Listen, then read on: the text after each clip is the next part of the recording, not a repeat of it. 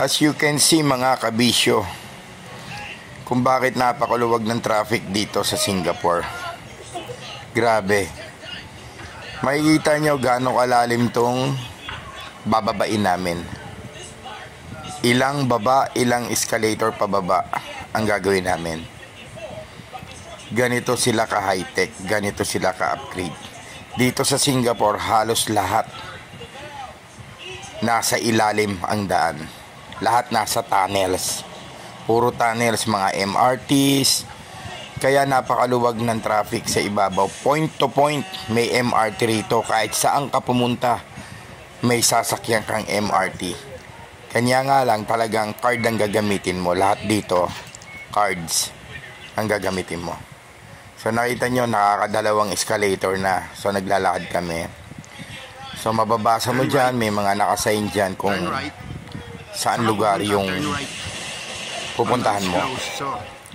Ganito ka-upgrade, ganito ka-high-tech. Napakalinis. Nakita nyo, hindi crowded ang mga tao.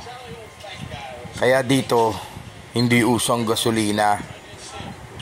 Hindi masyadong maraming buses, hindi masyadong maraming, lalong walang jeepney rito. Hindi masyadong maraming taxis. Yung damit mo nga, magagamit mo kinabukasan eh. Dahil napakalinis ng kapaligiran. Hindi naman malamig ang panahon dito, pero promise, hindi ka uuwing pawisan, hindi ka uuwing maalikabok ang damit mo, madumi ang damit mo, kahit kinabukasan pwede mong gamitin. Lahat ng sasakyan mo dito, aircon. Lahat ng mga stations, aircon. Ayan, kung nakikita nyo, pang-5 escalator na. Imagine gaano kalalim tong binubutas nila. Gaano kalalim tong mga tunnels na to. Kanyang ka high-tech. Siguro nakikita nyo naman. Bukod sa high-tech, upgraded, napakalinis. That's Singapore.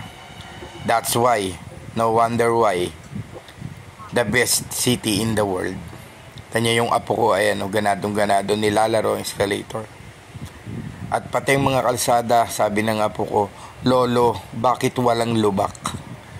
Ang dami na nating dinadaan, walang lubak, walang humps, walang traffics, pati bata nanonotice yun, na po na yun. So here we are. At pagbukas ng MRT ng pinto, hahakbang ka na lang talaga. Ayan. Kung nakikita nyo yung mga black door na yan, pagbukas nyan, bullet train, grabe. Lahat ng biyahe rito, 5 minutes, nandun ka sa pupuntahan mo. 3 minutes, 5 minutes. Sa bilis ng MRTs dito, grabe. See ya!